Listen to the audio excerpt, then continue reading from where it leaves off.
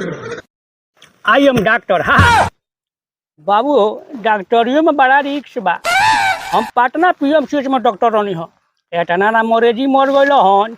अरे बाप बा खेत खेत के मरल खेत खेत के बा के चल आयल मैंने बेग सब छीन बड़ा सब। आज झोरा छाप तो अबे कोई नहीं हो। सब झोरे से काम चलाते हैं। झोरे में सब जुगाड़ बगाड़ रखत नहीं है। जहाँ जे भेटा वहाँ घोपट नहीं हो का करी। अरे माई रे माई जोरों से तो मर गई बाबू रे। एगो तो सरवा निकामा लड़का पैदा भइल उहो सरवा लड़किन के चक्कर में सरवा अनेरिया दोगलैये करत लिकड़ गइल। बाबू रे केने बड़े आउ न रे माई अब मर गई नी। आई पापा रे सारे आउ न रे भोसड़ी वाला काइन सावत रे मर जान तो भई रे। लाड़ चिल्लाता रह 24 घंटा बकर बकर करत रहला का बाबूजी। भाग भोसड़ी वाला अभी खाओ तेरे।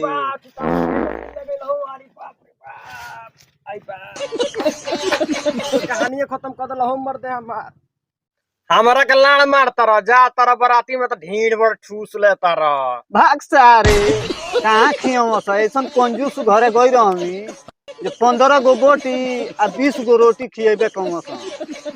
एगो अड़ुआ खोसू बनौले रहूँ। एगो है ना मोट आई रहुए उहे नुन कैले बा।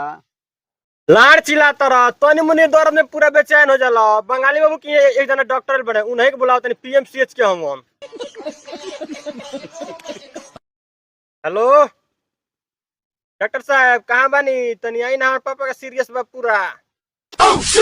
अरे बाप रे बाप बड़ा भाग से एगो रोगी मिला है। बहके का नहीं बाप रे बाप। डॉक्टर साहब जल्दी देखी।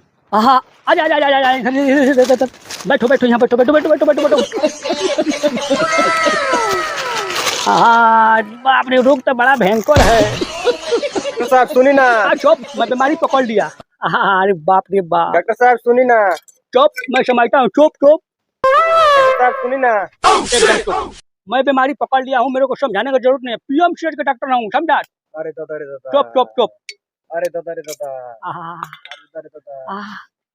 बाप रे बाप। उठो उठो उठो उठो उठो।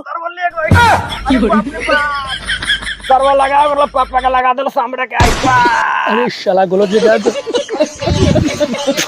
रे सरवा लगावे करोला हमरा के लगा देले हमरा बेटा के।